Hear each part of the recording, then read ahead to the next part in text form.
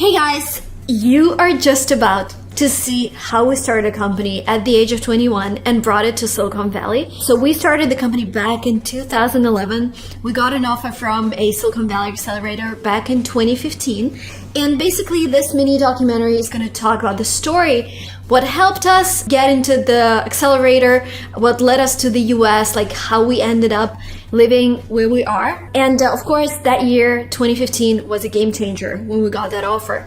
But I also wanted to be super transparent with you because there was another game changer, which happened last year. It's COVID-19. And our business is based on travel. Our business is a study abroad booking platform. So it completely crashed that part of the business because the majority of our students travel to countries like the USA, which has closed all of its embassies worldwide, and it's really hard to get a visa.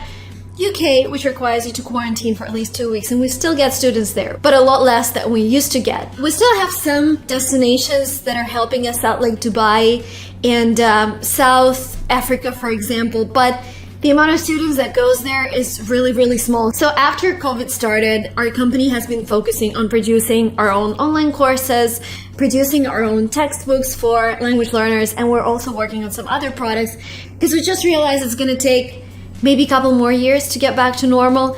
And 2020 has been a difficult year for the company. I'm not talking about that in the video because I still feel we're in the process of like dealing with that, but I'm glad that we had this online education before the whole thing started, so we didn't have to fire like everyone, because I don't know, if COVID happened 3 years ago, we would have definitely shut down the company, or at least like fired everyone and stayed only 3 of us co-founders. But you're about to see one of the most positive things that ever happened to us. It was hard at the beginning, and then we were able to get this funding and move to the US. So if you're interested in that part of the story, take your popcorn, brew your tea, and start watching.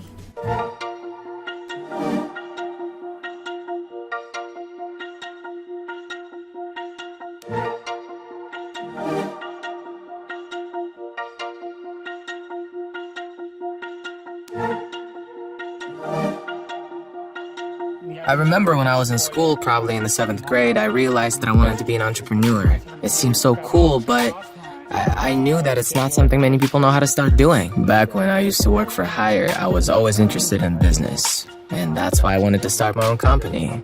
So yeah, I had that idea. I always wanted to be independent, have a business, but my business ambitions used to be limited to like having my own bakery or store somewhere in the US. I couldn't even imagine building a bigger business. I wanted to create something, like a product, and have some tangible results. This is where I came up with the name for Language Trip. I was sitting right here looking out of the window, and by the way, everything looked completely different back then. Actually, things weren't that easy, to be honest. We didn't really have many clients. We had cases when kids were deported from camps, or we calculated the cost wrong and had to work at a loss. So, long story short, we experienced it all. You shouldn't expect anyone else to believe in you but you, and you shouldn't expect the results right away. There were times when we didn't really believe the company had any future. And now we're running an international company headquartered in the US with a team of 100 people. 9 years ago, our story began in our hometown, St. Petersburg.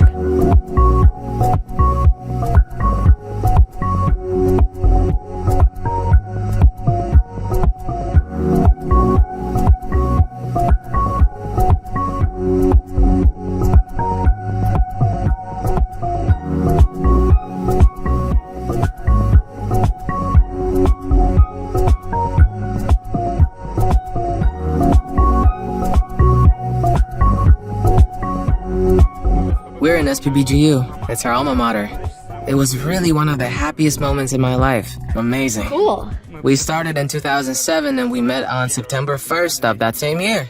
On the first floor, Tchaikovsky Street 62. Tchaikovsky 62, yeah. I attended all the classes, did all the homework. It was overwhelming, but I enjoyed the experience. This place was encouraging us to become great professionals. Well, I was mostly going to school to perform, to have fun, laugh, crack jokes, and also do some sports, in between. During the 4th year of studies, I got a scholarship to go to Germany for half a year. It was like an exchange program between our university and University of Dresden. And when I came back, Dima and I became closer.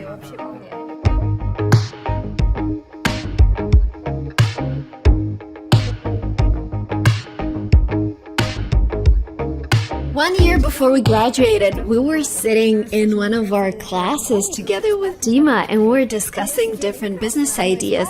And when we started discussing study abroad, Dima was like, "That's it, let's do it, let's start a company." And I started thinking about it a lot, both subconsciously and consciously, about an idea that we can execute. I began to kind of connect the dots, and I realized that this is how it could work. Marina went to study English like this, and there were only 20 people in our group, but I remembered that one guy went to Malta, and another went to London to study. It is more than 10%, and that's a market already. We have the best expert in the world who knows it and can do it, and that's kind of it. We're good to go. And then Dima just went to the lawyer's office. It was our very first investment. Where did you get $300? I think it was my parents' savings. I never doubted that I would start a business, but I wanted something like a kick in the ass, and this is what Dima gave me. After that conversation, we started a company and called it MP Education. Mogilko and Pistolako Education. First two letters of our names. Of course, we were facing a lot of uncertainty in the early years, and that's why the trust of our first clients encouraged us a lot.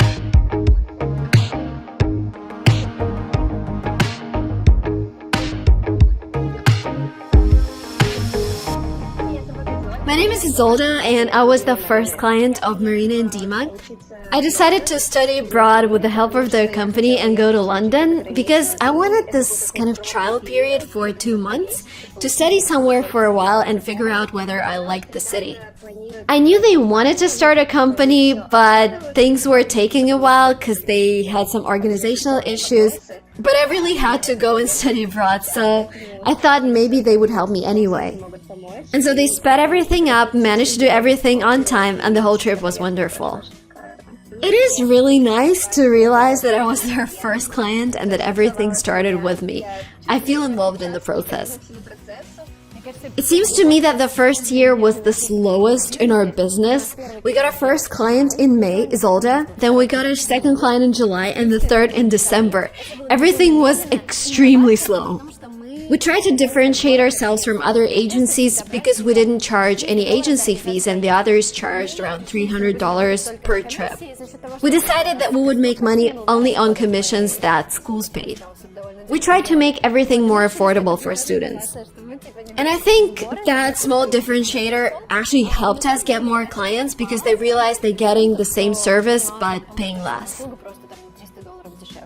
Actually, it was kind of like an adventure for me. I don't really remember having any problems. I understood that it wouldn't be easy to pull off, but I was just too excited about it. Of course, we're not perfect. It's understandable. When you do business, you can't be ideal for everyone. It is clear that some customers will be dissatisfied, but we try to do our best to help everyone. But sometimes it's just impossible. For example, if a client doesn't get his or her visa or something happens to a client, we just can't do anything, and the client is dissatisfied. Yes, we try to do our best, but sometimes we get bad reviews saying like, "I called you and you didn't pick up the phone," or something like completely incompetent stuff. We analyze them, we try to be helpful, and we try to improve, but I also understand that things happen, and you can't be 100% ideal for everyone. We had cases when kids were deported from camps, or we miscalculated the cost, so we had to work at a loss. But we also understood that we couldn't just go to a client and say, "Oh, you need to pay $200 extra."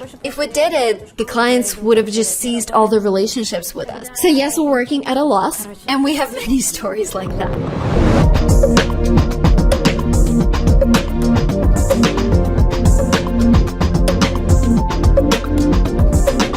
This is another kind of place of power for a language rep. It was 2012, and everything looks different now, of course. But over here was a desk where I met with the clients, and I stood up and walked to the shelf in order to give the impression that we actually rented the whole space, while we were actually renting just this desk. And if there were some other people in the co-working space, I would say like, "Hey, how you doing? Good morning." But they were just people from other companies, and they would just stare at me, surprised. Before Before working at LinguaTrip, I was looking for an internship. And someone recommended me to talk to Marina because she was a professional. And I met her and I really liked her. So I decided maybe it was time to look for an actual job. And I knew she was hiring and I decided to try. I had a job interview and Marina and Dima hired me. That's how I started to work with them. I worked as a sales manager. I met with the clients.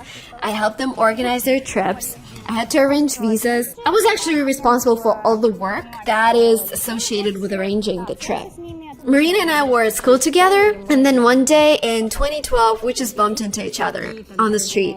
At that time, I was helping other companies with translations, and Marina was like, well, we just started a company. We're helping people study abroad. And because I was always looking for clients, I told her, well, if you need any help with translations, just let me know. And this is how it all started. Initially, I helped them translate documents for visas, for the website, and other things. And then I started taking up more things. I got a feeling that during the early years of the company, we just did everything. Started with helping clients select the program, keeping student records, supporting them when they're abroad, helping them with visas, translations, etc. It was a comprehensive package. We were like these universal specialists that could do anything. We started every day at 10 a.m. I used to come to work in the morning and start calling clients. Usually I had a list of people that I needed to contact. From time to time, somebody would come in person to sign an agreement and book a trip. And then in the afternoon, I would just take a pile of cash that clients paid and take it to a bank. And that was the only way I could actually do it. We couldn't really afford accepting credit cards because they would charge a 2% fee and our margins were not so high. This is why the clients either paid directly to our bank account, but a lot of them actually preferred to bring cash. And I would be walking with a lot of money carefully to the bank. And we worked in a co-working space in 2012, 2013, and 2014. Then in 2014, we rented an office, and after we got an investment, we rented an office for 6 people. And it was all in the same building.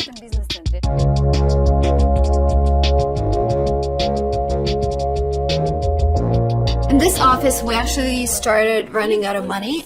We had 4 desks in this room, and it was actually the cheapest office in this business center. But at the beginning of 2014, I had to place an ad to rent one of the desks out for like $150. I believe that maybe some travel agency that was also experiencing hard times would rent it out from us and would have some money to pay the rent. And the total rent was something like $300 a month. Nobody actually rented it. But still, like, it shows my entrepreneurial abilities, right? The ad was up for 2 months, but yeah, nobody needed it. The guys always loved and still love what they do. They always have this motivation to do something really awesome. That's why it seems to me that the whole team was set up in a way that everyone was eager to work there. When we realized that we need to become an international company, we knew that we had to go online. We had to do this big IT campaign, and of course, we gotta find the right person to take on the entire technical side. My hobby and my passion is motorsport. It still is after all these years. I have come here to this place, which is now a legendary place for me. Back then it was called Pulativ's Karting. It was newly opened and they had been doing some renovations. The locker room was located elsewhere. So I come in, I only knew 2 IT terms, .NET and full stack.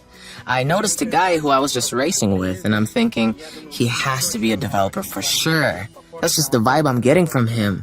I approach him and go, hey, are you a developer? He's like, hi, yes.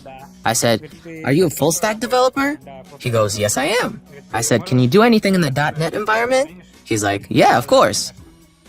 And I told him briefly, by the way, always be prepared with an elevator pitch. So I gave him a brief description of what LinguaTrip is. Find me the best developer you know, and let's do this project. And that's how it all began, right here.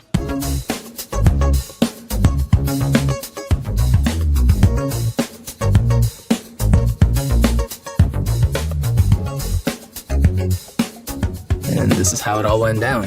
I agreed. I told him that I would do it and I'd also bring someone in as well. That's it. This is how we recruited Dima Kravchuk, who is now the technical director. I decided to bring him on board. So in addition to our regular jobs, we spent all of our free time coding for, LinguaTrip.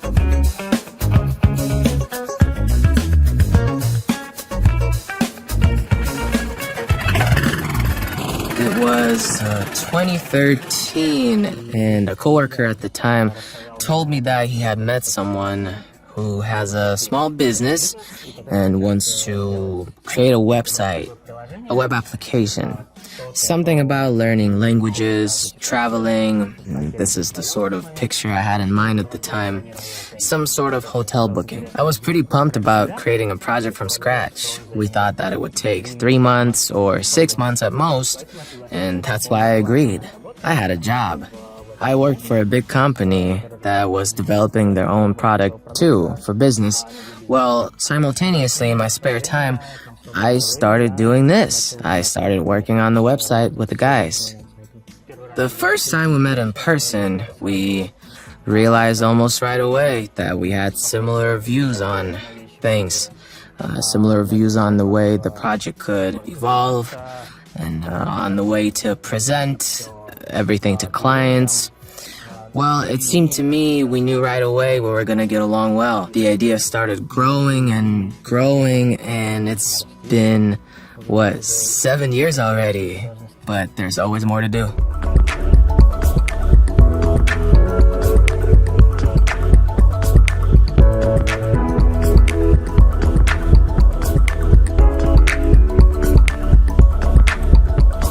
We studied in SPBGU, but there's one more university that is very important to the story, and it's ITMO. We were the very first, and for a while, the only participants of some IT.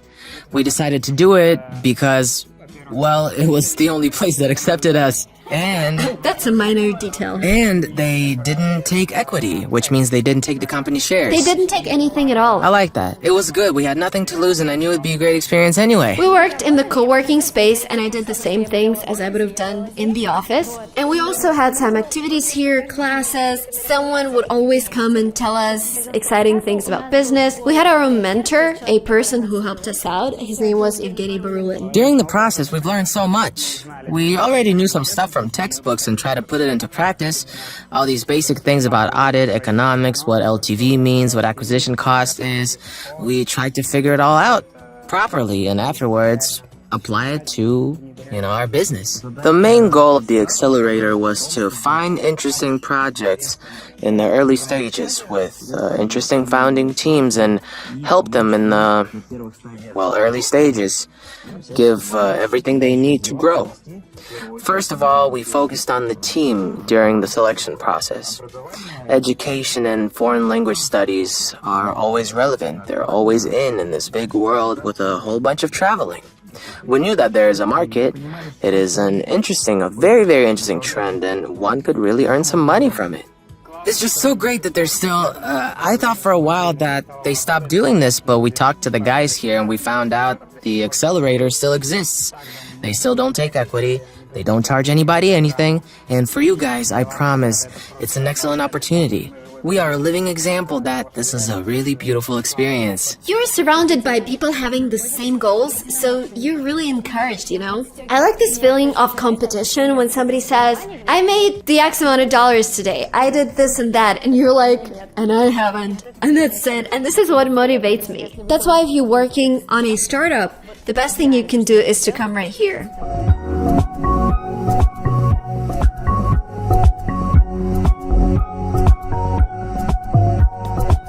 2013 was actually amazing. We made our first million rubles, which is around $150,000. And I was like, Mom, look, we're awesome. And then it suddenly began to go downhill. I remember Dima and I were sitting and I was checking the British pound exchange rate.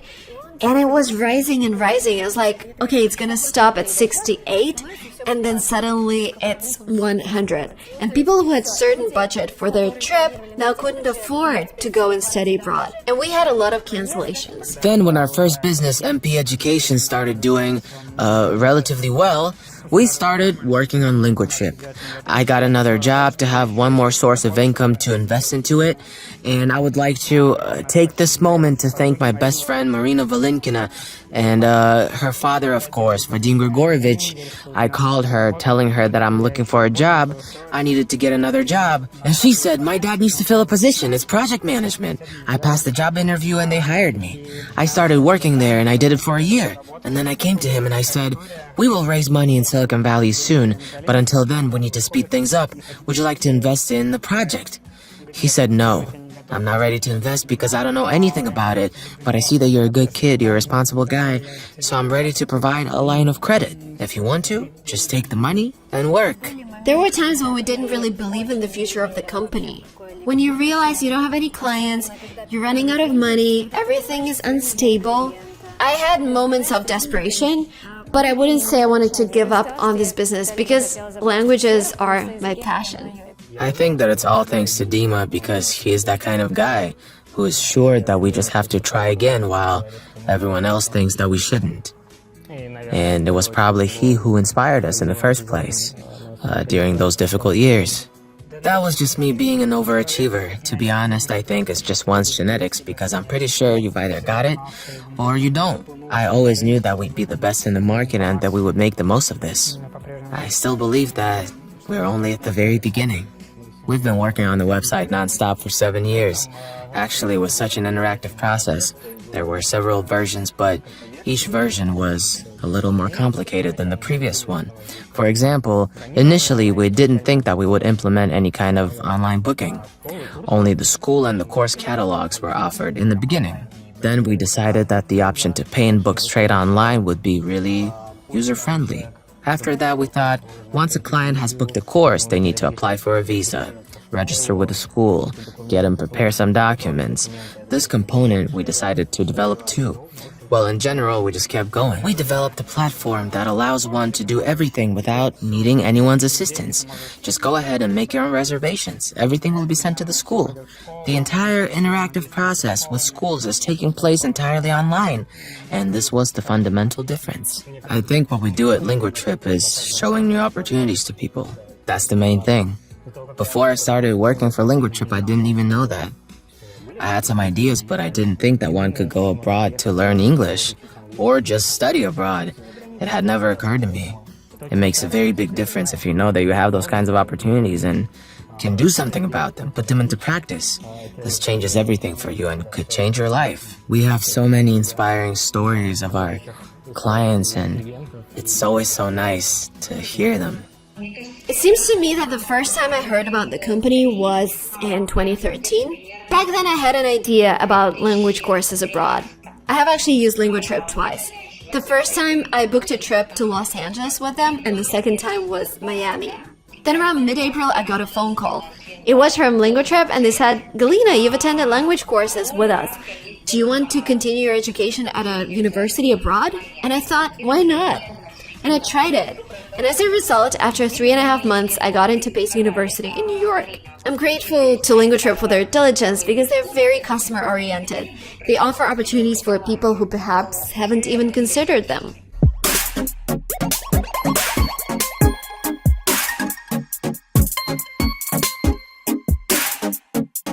I started working for LinguaTrip in 2015. I sent a message to Marina on BK.com and she replied very quickly. We got on the call and I passed the job interview. I was taking international exams and I was thinking about studying abroad myself. Language schools, higher education, all of that was interesting to me, and that's why I decided to contact her. First, I was a social media manager for LinguaTrip, and then I was helping Marina with her videos. Then I was transferred to the sales department. It seems to me that this job found me. It was some kind of destiny because 4 years ago I moved from Moscow to St. Petersburg and I was just sending out resumes. And that's how they found me, so I stopped looking for a job and started working with LinguaTrip. I'm a senior visa manager who helps clients with visas. Every client has their own story, and in fact you're opening up a new world for them. You're helping them study abroad.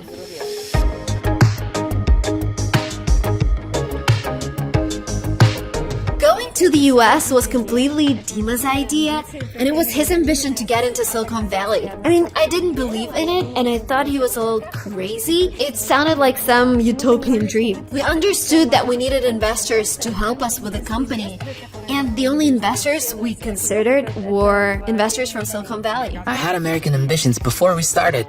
Well, when we just started, I understood that, well, again, that's me being an overachiever again. I realized that we had to become something else. I wasn't interested in creating a local company. I knew that we had to set up an international company that would be the best in the world in this market. And I knew that Silicon Valley, well, I just read the news about different companies, that this is a tech hub. This is the place in the world where everything is happening and the coolest companies are there. All that time I was like, okay, Dima's going crazy, and he has some unrealistic ideas. And I told him, like, who needs us in Silicon Valley? Okay, I need money to pay people. Where are we gonna get it? Anyway, the business was, well, how should I put it? Failing. We didn't get many clients. I mean, it was very nice when we did get some clients, and we were very grateful, but it was very hard. The guy started looking for potential investors. First in Russia. Well, in Russia, everything was kind of complicated. And then at a certain point, we received an offer from an American accelerator. However, you need to have a company in the US in order to be accepted. I understood that we needed some experts who understand the product, maybe who already used it, and probably accelerators. You know, people who deal with fresh businesses like that don't really have any outstanding achievements yet. I realized that we have to focus on either Y Combinator or 500 startups in order to get there. They were the two accelerators that stood out at the time. Well, they were definitely top 2 accelerators in the world. There's so many success stories these days, people getting O1 visas, etc. But back then, it was so new to everyone, and I didn't really believe in it. It was a true miracle when we got this email from 500 startups. And at that point, we felt really good. We felt like we would get in, for sure. Because it was that time when all the accelerators had their deadlines. We all got our US visas, and Dima Kravchuk actually got his visa exactly 1 week out, or perhaps even a few days before we got the offer. And the next day or so after getting the offer, we flew out there, all 3 of us together. Silicon Valley is this interesting place where a lot of businesses are actually cash flow negative. And when we told investors that we're actually cash flow positive, that means that your income is bigger than your expenses. The investors were like, oh wow, that's awesome. Well, let me tell you, America is America because they don't really care about where you come from, what you believe in, your education, and all of that stuff. If you have some awesome ideas, and if you've achieved some results, but often ideas and vision are enough, they'll believe in you. That's it. That's all it takes. They'll give you a chance.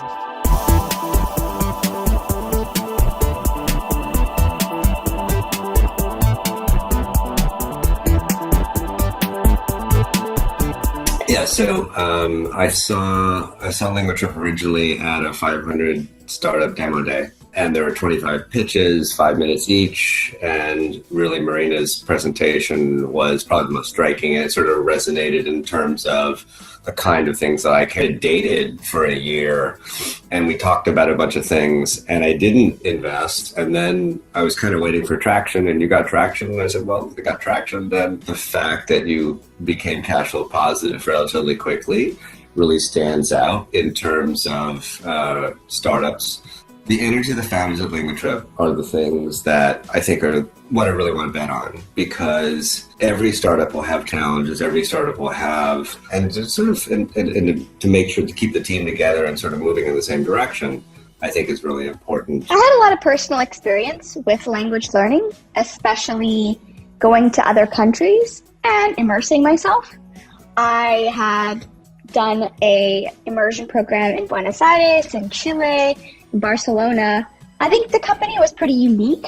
We hadn't seen a lot of companies in our portfolio at that time, so in the particular regions or the particular countries.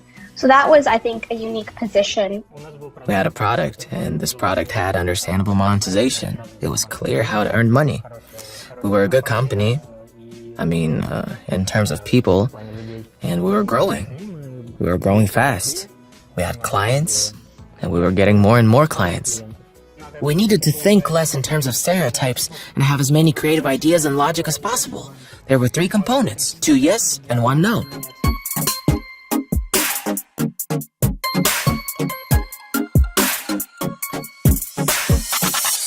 Actually, this was a really good example for me of how young people are able to build a business on their own without anyone's assistance, without anyone's support. Marina was very excited about everything they were doing, study abroad, English language. She did her best to educate herself. I understood that the guys would do anything to achieve their goals.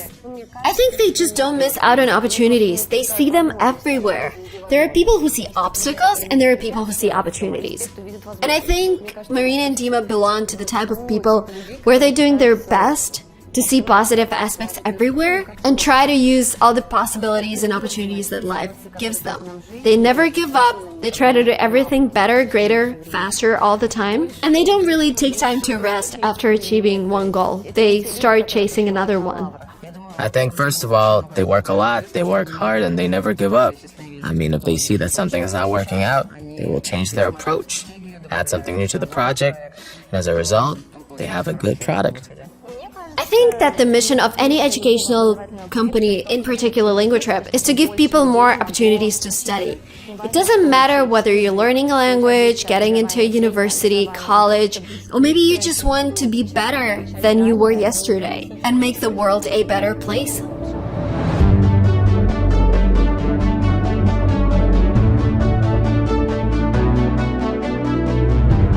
LanguaTrip wouldn't exist if we didn't have such a hard-working team. I didn't stop when things got difficult because I really, really love what we're doing. I love languages. And because we have an awesome team, I can always rely on them. We help people achieve their goals, and because of that, we become more and more successful. I didn't stop when it was difficult because that's just the kind of person I am. Deep down inside, I know everything comes together, and overall, I don't really need anything else. LanguaTrip not only helps people study abroad, but we also have our own online courses, English marathons, one-to-one classes, and we help people prepare for exams. And I really love the amount of free content we create on YouTube about learning languages. And we also have our own annual festival, LinguaFest. More than 2 million people use our website every year. We've sent more than 10,000 people to study abroad. I wish for as many people as possible all over the world to discover us and use our services. I wish for more people to really understand what a global citizen is and truly become that. Do not limit yourself to your town or country because let's be honest, it will all eventually come down to this. Everybody will need to become the citizen of the world. And I hope that LanguaTrip will continue helping and continue providing a lot of tools in order for that to happen for every single one of you. I hope that someday, any person in the world who thinks about learning a language will think about LanguaTrip first.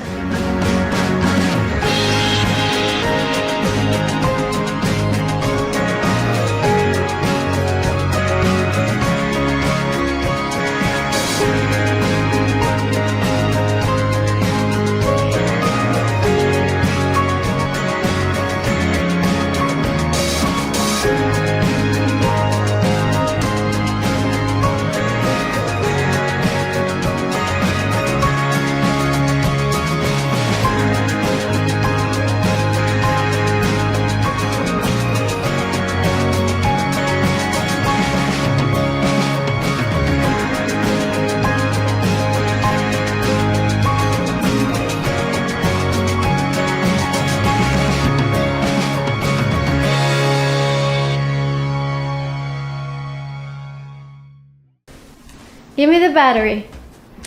Give me the battery. Hey. Give me the battery. No? You want to vlog by yourself? Yeah. You want to vlog by yourself? Lily, give me the battery. And then she was gone. Hey guys, welcome to Silicon Valley Girl. In this video, we have an important topic to discuss. Let me start with a story, and then I'm going to tell you what I think. So I went to Miami, and I made a photo shoot, a feminine photo shoot with me and a newspaper. Because this is what I felt. I felt like I wanted to do something like fashion-like with this weird face. And I posted that picture on my Instagram. If you're not yet subscribed, please follow me on Instagram as well, because it's more kind of a lifestyle content. And I started getting mixed feedback. Like, are you really an entrepreneur posting these photos? Are you really an English language teacher posting these photos? How can a mom of two post such pictures? And the thing is, if that happened 3 or 4 years ago, I'll be like, oh, maybe they're right. Maybe I shouldn't be doing this. And of course there were people who support me, and you guys are amazing. People who watch my videos who understand that everyone is different. But like 4 years ago, if somebody told me, Marina, you shouldn't do this, I would have listened, and I would have listened to almost everyone. So in this video we're going to talk about this transformation that I think is super important for everyone watching. Like this example of me going from a girl who wants to be liked by everyone to a woman, or whatever you want to call it, 32-year-old, who is really aware of who she is, and still, like, hate and negative comments hurt. I was just talking to Graham Stephan on his podcast, The Iced Coffee Hour. The link will be down below, check it out. I think it was Jack who said, you still need 100 positive comments to not really care about the one negative comment you saw, because this is by our nature. Like, we are more attentive to negative things because we see them as a threat and want to focus on them, but it's whether they affect your strategy or not. And this is what we're talking about in this video. And now we're heading to this amazing event organized by some people who watch this channel, and it's called Innovation Forum, and it's in Hillsborough. So let's go.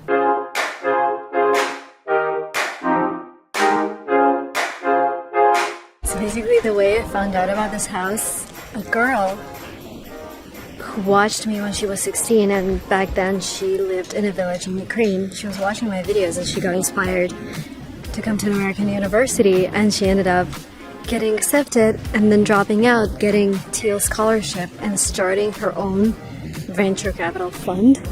And she lives in this house. There are 8 people who live here, and they throw cool events, cool parties. And another guy who lives here, he also watched my channel, and he said, I had it on my list to like have you as one of the guests, like have Silicon Valley Girl as a guest at some of the parties, and here I am. He invited us.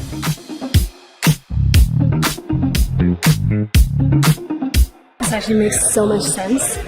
If you're younger and don't have kids, you just rent a palace and live here. I know so many stories of people doing this, and I visited a couple of friends who were renting mansions, and it's like 8 people. I don't know how much it costs. I have no idea. Maybe like 20K a month, I'm thinking. But then if you divide it by 8, it actually makes a lot of sense. With local prices, of course, not like worldwide. It's a community of like technologists and founders from like AI, robotics, longevity, augmented reality. I'm the crypto and creator economy batch of the house. So I have all like the equipment in gear. But it's nice, mostly like deep tech. But we also host really dope events like Future Forum. Amazing parties. My name is Sejal. He invited me here. Yes, I invited you here. I'm a little creator myself. I've been making videos about me building my company instead of going to college. So you can find that out on Sejal One. How old are you?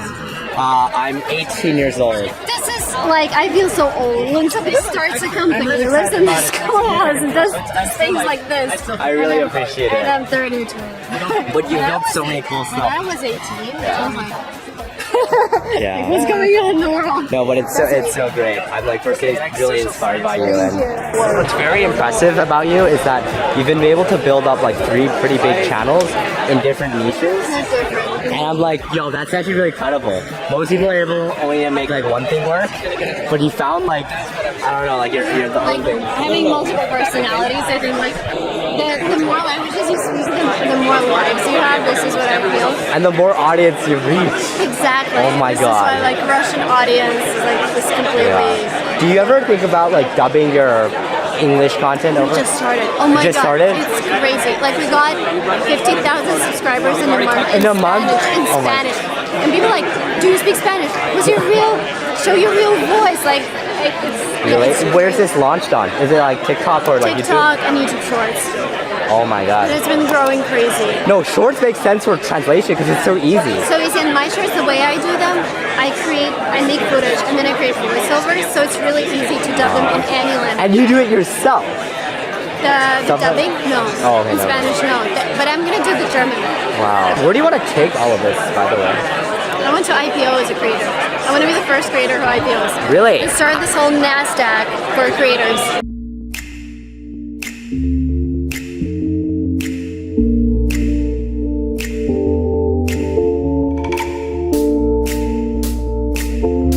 Wow. They pay $65,000 a month for this place.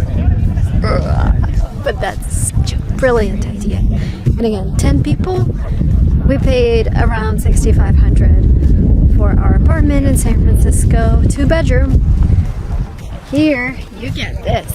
But you also got neighbors who complain. I really wanted to hear that talk, but it's 8 p.m. and I need to put my babies to bed, so I'm going home. Mom's life, you know? People are asking me, what do you do when you relax? What do you normally do? Like, I film videos, I have meetings, but I also drive my kids around and put them to bed and feed them. Mom's life. Okay, going home. This is the best view ever. And what's also great is Tesla self-driving. I am so spoiled by this car. It just goes by itself, and the only thing you have to do is put your hands on the wheel and it does the rest. So you can think, you can eat, you can look at the view, you can enjoy the trip, you can talk to your camera. I think you can talk to your camera if you're looking at her. I don't even know. I don't know, they don't track your eyes, so you don't have to look at the road. But it doesn't feel safe if you don't look at the road. But you can take a moment and just look around. It's crazy how a year ago I would say, like, why would you need self-driving? Like, can't you drive your own car? And now I don't understand how people would go from, like, we would drive from LA to San Francisco, 6-hour drive, without any self-driving, you know? I'm so spoiled by it. I'm like, how can you just drive? Well, again, of course I'm kidding, but when we talk about this friction, like, we complain when the app takes 2 seconds to load. This is exactly that type of friction. Like, you have to steer, there's actually energy going into staying in the lane. There's energy going into keeping up with the speed of the other cars. And this is exactly the problem that this tiny friction problem that Tesla is solving. And you're like, wow, how can I do that? I know, third world problems, totally agree, but I love the technology. Just look. Just look at this. Most beautiful sunset days in Silicon Valley.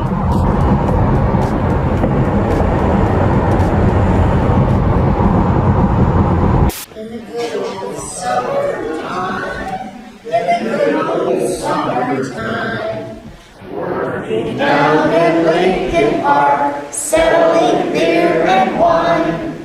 The artists sell and we rejoice, and that's a very good sign. We guys just went to Rotary Club of Las Altas meeting. So the Rotary Club of Las Altas is this gathering of older people who live here. They gather every Thursday for lunch and they have a speaker. So today we were supposed to have a speaker, entrepreneur who became investor. So those kinds of talks. And for me, like, being among older people is just such a different dynamic because I'm always like creators, kids. And when I was back in Russia, when I was meeting people from the US, like members of the consulate and maybe older teachers who came over, and I was fascinated by this culture. Like, they're so nice, always smiling, giving you compliments, genuinely interested in your story. And this is exactly the vibes that I'm getting here. And this is just part of the process of integrating into this new country. And I'm definitely bringing down the age. So I'm thinking of becoming a member of this club. And you know how they found out about me? And that's amazing.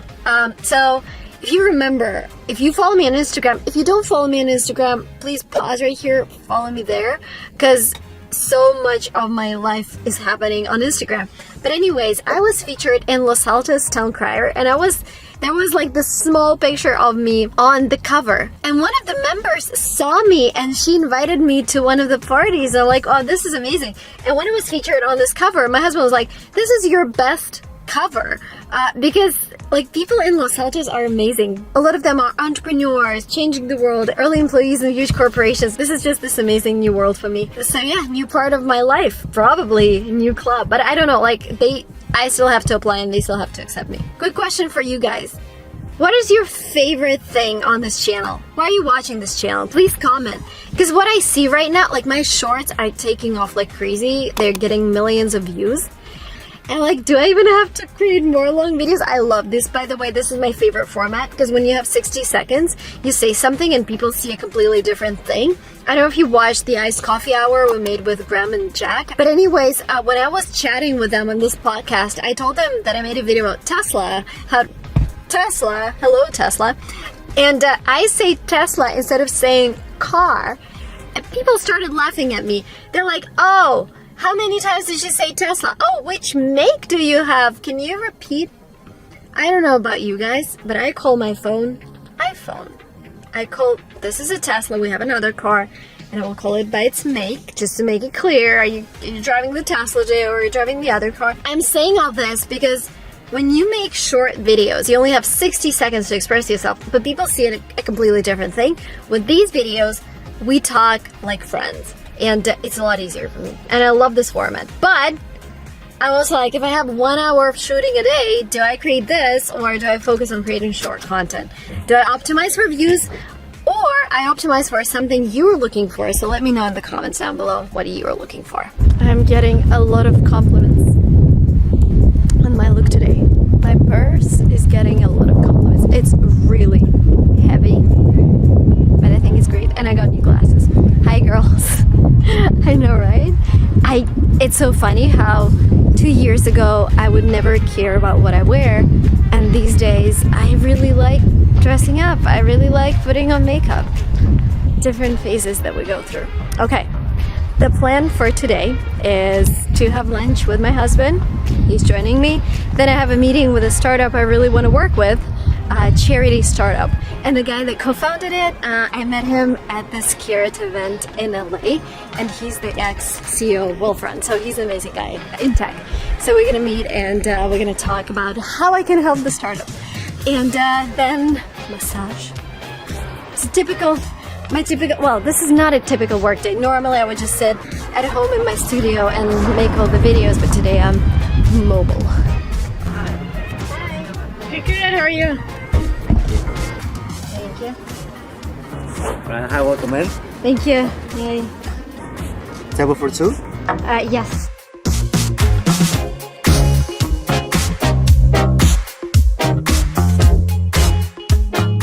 When I came to the US, I was struggling to find food that I was used to, like eating soups. In my culture, we eat soups all the time, and it was hard to find the right soup here because most of the soups are like chicken noodle puree or miso soup. But here is this place in Los Altos is the best.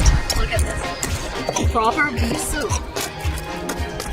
This goes in Chipotle. It's like this. And so this is where I was like, would you like water or anything? I'm good, thank you. Maybe I will grab some water and then we'll be back. So this is our living room. Nice, I like it. And so we're also having, his podcast mic. Nice. This cute little kitchen. I really want a similar office for myself, like for filming and having people come over. But definitely not Los Altos because this would be inconvenient for most of the people who live in San Francisco. So at this curated event, I connected with Daffy, the company that helps you invest in charities. Something that I want to start doing publicly, but I'm still like, because this is so, I don't even know. It's like, it's very close to heart, like the charities that I support. So I wasn't like too vocal about them in my vlogs. So it's a good starting point. We were discussing how I can become an advisor, and would love to be part of that company. Super exciting. It's just super exciting being, and they're in Los Altos, by the way. This is like the first business meeting I had in Los Altos. I think not a lot of companies are here. Most companies are like San Francisco, Mountain View, Palo Alto. Well, Los Altos is actually a great place for a company if you don't have too many meetings with people who need to commute from San Francisco or other places. All right, so I'm gonna hear from them soon. Hopefully become an advisor, and now we're off to a massage. I think anywhere where we live, Silicon Valley especially, even online, there are so many distracting things, so many opinions about you. And like, this is something we discuss all the time with my husband. We just have like I like doing lunches with him to just think macro. Because on a daily basis, and I think I've talked about this in these videos here on this channel, people raise hormones, people do things, and you're like, am I missing out on something? What really helps me, and what really helps him, is like switching off the amount of information we consume. Because you wake up in the morning, and check out your feed, you check out your subscriptions, and like this information starts controlling your day. Like you saw someone getting married or having a kid and you're struggling with this. Like your whole day is predicated on what you saw in the morning. This doesn't have to be your reality. And this is why when I went to Miami, when we went there for 3 weeks, I was so relaxed, and I was able to connect with myself. And I think when you switch off all the external factors, when you get away from the place where you live, and this is why I love study abroad that much, it's not just getting away from the place, also getting away from people who surround you and your language. But anyways, when you travel, you connect with yourself and with your wishes, and all this white noise around you, all of the perceptions about you that come from other people, they just disappear. And you become your true self. You're like, oh, I actually want to do fashion. Like, I love fashion. Like, this is a very easy example. I love fashion, but because I was in Silicon Valley, I was like, everybody wears leggings or, you know, sports things, very casual. And I was like, okay, why should I stand out? But now I actually like it. I'm like, this is my statement. Because I traveled, because I started working with a stylist from Paris who doesn't have this mindset, Silicon Valley. At the same time, what I love in Silicon Valley, they're all entrepreneurial. They're all thinking about changing the world. And you start thinking macro. And you start asking yourself, I'm doing this, where is it leading me in 5 years? And it's so, so important to change environments. This is why we travel, right? This is why we try to even get away for the weekend. Connect with yourself. Even if you can't get away, stop checking your social media profiles for a couple weeks. Like, your life is going to be so different. It's just self-discovery. And yeah, it's a creator advising you to stop checking your social media accounts. And what also helped me a lot, sometimes when you follow toxic people, ask yourself, how did this make me feel? Like, if that made you, if you saw something and it made you like, oh, I need to work on this, but I don't really want to do it, but I want the same results. The feeling that people should give you is like, I'm in love with my life, and this is my foundation to take off. Not like, oh my God, I need to accomplish this, this, and that. I want to be like that person, like that person. It's about loving yourself and loving your life and appreciating who you are without trying to be somebody else and without trying to achieve something just to show off. And once you switch off all of the external factors, it's so much easier to connect with yourself. And once you're in that mindset, think about your bigger goals. This is my place for the next hour. Self-care, the most important thing. Yes, please. Wow, that was so good. I was thinking about my next level. I do something, and then I ask myself, if I want to 10x my result, where do I focus? So I started thinking about that, and I went into like kind of this meditation mode, and I asked for half an hour extra. And they're so nice they didn't charge me for this extra half an hour, which is, it's just so nice that people do things like this. Because I was able to like focus and brainstorm a lot. So I think these moments as an entrepreneur, they're really important for anyone, because you're running and running and running, but like sit down and strategize. I think two things that helped me a lot with that. My voice is so weird. First of all, like doing my monthly finance, like looking where I'm at, and then ask myself where I want to be, where I want to take this, what's the end goal, and like really feeling which goal resonates. Because sometimes if you want to, for example, 10x your income, and you're looking at what you're currently doing, and you just see no way at 10x in your income, like if you are providing services by hour, like in order for you to 10x this is to 10x either the amount of hours or the amount you charge, and sometimes both are impossible because of the market conditions, and you're like, oh, I should come up with a course that I'm gonna sell for $2,000 to corporate people. The next level is always not about doubling down on hours, it's about thinking about something else you could do within your niche or within your business, or maybe starting something else. And for me, these moments happen every year when I'm like, okay, how am I getting to the next level? And this was one of the defining moments. I think I need some more like thinking about all of this, but seeing the next steps is already great. But like I need to see the steps. So one of the steps that I saw, I'm gonna talk to the team right away. And I think the main point for me, like, how do I know this is the right next step? If I want to execute right away, like right away, tell my team this is what we're gonna do. That's the thing. If I'm like, oh, that sounds like a cool business idea, maybe in a week. No. I'm not passionate about it. Not gonna do it. But when it's like right away, I know the actionable steps, that is it. I'm gonna go home because Dima just picked up Emily from daycare and she's gonna freak out that I'm not home. She hates it when I'm not home. It's gonna be a drama. So I'm driving back home as quickly as legally as I can. See you soon, guys. What if I tell you that everything depends on you? Yes, you. Once you graduate from college, you have control over everything in your life. When you're a grown-up, your parents can't really say anything. When you don't go to college, there is no one who controls your schedule. And for some reason, you end up with a life that you don't really like.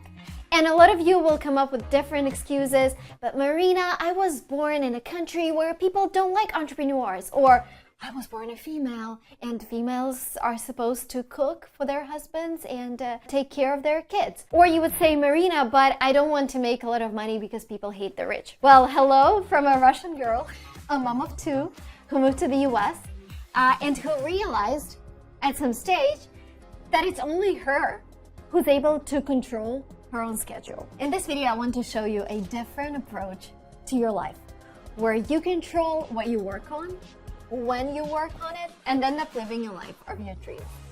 Welcome to Silicon Valley Girl. The thing that I've recently learned in the past few weeks, and I realized I've been using it without really understanding it, but basically there is a concept that, circumstances can be the same, but the way we react to them can be completely different depending on what kind of person you are. So basically what we have here is a circumstance. You were fired from your job, or your friends no longer want to hang out with you. And now listen carefully here. The most important transition is from circumstance to its meaning. Some people will be like, oh, I was fired from my job. I am useless. This is it. My life is over. Other people be like, oh, okay, this is a chance for me to start something on my own. This finally happened. I've always been dreaming about this thing, which I couldn't do by myself because I wasn't brave enough. And now my life just pushes me there. And so this is the most important bridge that you make, because after you determine what this circumstance meant, your all other actions will be predicated by this meaning. And if your meaning was like, okay, I'm useless, then your emotion is, this life is shit, I don't like it, it's over. The result, you're unhappy, and then you end up in more circumstances that make you unhappy. Then you are kicked out of your apartment. So you just start the snowball of events that will prove to you that you're useless, that your life is bad, that your life is over. But if you change just one thing in this line of events, if you go from this circumstance to a meaning that, oh my God, this is the best thing that ever happened. And so your emotion will be, okay, I am excited. Yes, I might be scared, but I'm also excited because this is my new life. your result, you starting something new, and then the circumstances that will start appearing in your life would actually be positive. You're like, oh, there is an accelerator in Silicon Valley that is looking for female entrepreneurs from abroad or whatever. Like, you will actually start focusing on things that are going to lead you to your new goal instead of focusing on things that would only prove that you're useless and life is over. So please remember that this is the most important transition that you have to work on. Every circumstance, try to see it in a positive way and try to see how you can learn from it. Now we're going to pause for a quick ad about the product that is going to help you on your journey to become a boss of your own life. This video is brought to you by HP Elite Dragonfly. One of the things that I value the most in my life is freedom. Freedom to do whatever I want, freedom to travel, and freedom to create my own schedule. We live in an amazing world where you can work from home, work from an office, work on an airplane, work in a cafeteria, or work at a co-working space in your city. You aren't attached to one place. And with today's technology, you can have everything connected to your business always with you. And I want to recommend a product that is just perfect for such a lifestyle. It's HP Elite Dragonfly Chromebook. This Chromebook was built specifically for business and cloud natives in a hybrid world. It's a great device with premium design that you can use for all your business needs. It's super light and thin, so it's very easy to carry it everywhere with you. The Dragonfly Chromebook works great for having calls. It has a 5-megapixel camera featuring low light adaptation, pro quality top edge mics, and AI-based noise reduction that keeps background noise in the background, so you can have calls from anywhere. No need to worry about any privacy issues with this Chromebook because of an option screen choice that includes its HP SureView Reflect integrated privacy screen, which helps to work confidently without fear of data on the screen being exposed to prying eyes, and a fingerprint sensor that ensures only you can unlock your Chromebook. Take control of your security with built-in and intelligent security, granular policy controls, and automatic updates from Chrome OS. Chrome OS is the modern operating system that protects from external threats, including ransomware, malware, phishing, and employee error. What I also like about this Chromebook is that it comes with an optional rechargeable wireless HP pen. I like to visualize my ideas, but I don't really like carrying a paper notebook with me just because it's not convenient. So using Chromebook with this pen is a great solution here. What I also like about HP Elite Dragonfly Chromebook is that they care about our planet and seriously reduce your carbon footprint with 90% recycled magnesium top and keyboard cover. I highly recommend the HP Dragonfly Chromebook. The link is down in the description box below. Now back to the video. What excites me about 2022 is that we moved to a world where every person is actually a business unit. And it was super exciting when the creator economy started rising and people realized, a creator, they can actually build their own companies, become their own business units.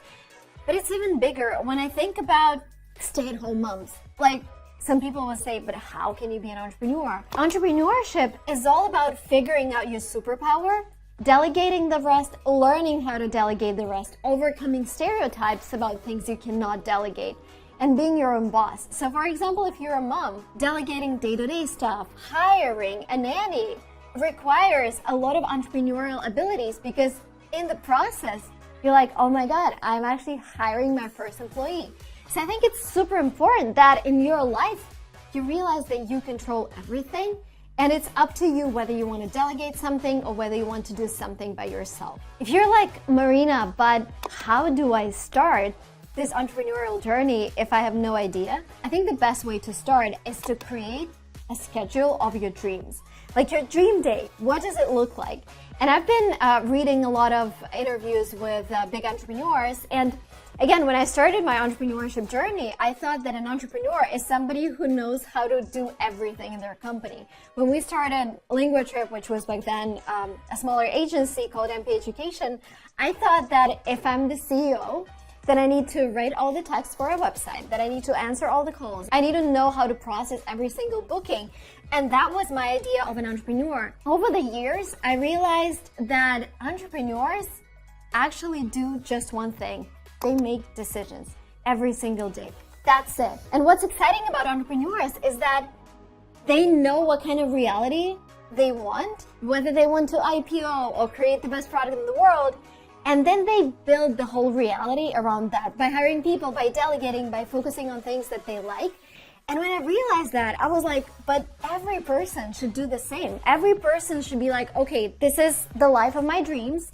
This is how I get there, and this is what I need. And this is when I realized, like, wow, everyone should be an entrepreneur. And it's not a privilege for just people who, went to business school or did their MBA. It's our birthright to imagine the life of our dreams and build our reality in a way that we end up living that life and also enjoy the process. And I truly believe that everyone should have 3 things that they believe in 100%. And if the whole world doesn't believe in those things, you're still so sure that you will not care about what the world says. And for me, those things are, first of all, everyone should know and learn English because this is a language that opens a lot of doors.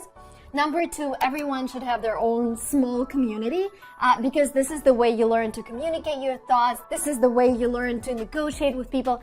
And number 3, everyone should try and become an entrepreneur. In the meaning that I've just described, you imagine the life of your dreams and you build everything in a way that leads you to that life. And on that journey, you're gonna encounter so many problems. Like, the life of an entrepreneur is not the easiest life in the world. But whenever I have a problem, whenever, somebody resigns or things go wrong, I go back to this thought that I've created this myself in order to live a life of my dreams. And I'm the one who's in control and who can change things in order for them to work again. And this gives me so much energy. Because if I were like, oh, okay, it's not working out, maybe, this person is wrong, I'm always getting the wrong people in my company. No, it's me who's hiring them. It's me who's going through the process. So it is my power to change the process and to end up with people who are better fit for my company. And this thought that I control everything gives me so much energy. And you end up realizing that your life is like a game where you have so many ways and you're free to choose whichever way you want. What I also like about this concept of entrepreneurship is that an entrepreneur knows his superpower. And the superpower of an entrepreneur, as we discussed, is making decisions. But the thing is, right now, you don't have to be a great decision maker to become an entrepreneur. For example, if you're a creator, like I'm a YouTube creator, and I know that my superpower is to be in front of the camera.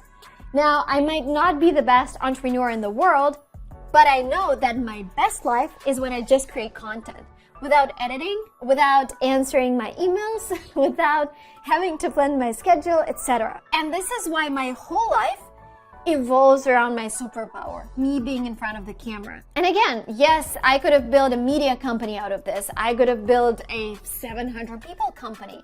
But this is not my goal. Again, I'm not the best entrepreneur in the world, but I think I'm really good at understanding my superpower and delegating the rest. So what I'm implying here is that 30 years ago, an entrepreneur was someone who built a company, right? The real company. These days, an entrepreneur is somebody who understands his superpower and uses this desire to only focus on it to delegate the rest. And this is why I think creators are entrepreneurs, freelancers are entrepreneurs, musicians are entrepreneurs, because they try to build their lifestyle around their superpower. And the more bold they are at delegating, at hiring, at taking risks, the better musicians, creators, freelancers they become. Some people might be scared of the concept that, it's you who controls everything. And I want to give you something that will guide you through this world of unknown. So when you have to make an important decision and you are overwhelmed with different things, like, for example, if somebody says bad things about you and you're like, do I need to respond because I'm angry, because they're not right and they're spreading misinformation? Do I stay quiet because this is, the best from the PR perspective? Or do I use this energy to create something positive in the world? Imagine you're in this situation with a coworker, with a partner, etc. Some people be like, oh, you have to show them who you are. You have to prove them they're wrong. You have to do this, this, and that. And now you're dragged away by different options. Here's a mental exercise. Think about the times when you're the happiest. And for me, like, I don't know, I'm on a billboard in Los Angeles, or I am hosting EduCon, or I am making this video. What is the emotion that led me here, and what is the emotion that I feel when I'm in the moment? Happiness, desire to be helpful to other people, desire to be seen, desire to spread my values, desire to spread positivity. When you determine and when you understand what kind of emotion leads you to the happiest moments of your life, this is when you know which emotion is going to help you make decisions. Because if you make decisions out of a different emotions, out of anger, out of envy, out of a fear of missing out, then this emotion is going to start a snowball of events that are going to lead you to the life you don't like. Because again, your best moments happen when you're driven by the emotion that defines you as a person. And it can be different for some people. When I asked my husband, I was like, what was the happiest moment in your life? He was like, when my kids were born. I was like, no, professionally. He was like, when I won the competition. So for him, the driver is the competition. And, you know, it can be different. So ask yourself, what is the emotion that drives you? What is the emotion that takes you to your happiest place? And whenever you're stuck with making a decision, make a decision based on that emotion. Not based on whatever other people tell you or what other people might have done in your place. Just ask yourself if I am, I would ask myself if I'm positive, if I want to help other people, what would I do now? Okay guys, I hope this video inspired you to change your mindset. I hope you wrote something down for the next time you're in doubt. For the next time something you think bad happens, and then you reassess your emotions and realize this is actually for the best. Live your life in a positive way. Focus on great things. Because when we focus on great things, we notice more of them. I wanted to wrap up this video with one last mental exercise that you are doing every single day, but you might be doing it completely wrong. When I first came to the US, people started telling me about all the negative things. Crime, homelessness, low quality roads in San Francisco, etc., etc. And they made me start focusing on those things. And suddenly, the US seems like the worst place in the world to live in. But then I started asking myself, why am I here? Sunshine, opportunity, amazing people, amazing places in California. And suddenly I love this place. So you see, when your focus is on negative things, you can be in exactly the same situation in your life, but you will hate it. And because you're so obsessed with seeing negativity, you won't even be able to notice positive things. So I want you to rewire your brain and focus on the positive things everywhere. Because you can be in the happiest place of your life right now, but because you think you're miserable, well, the universe is gonna feed you things that will just prove that you're miserable. But if you focus on positive things, the universe will be throwing opportunity and great things at you.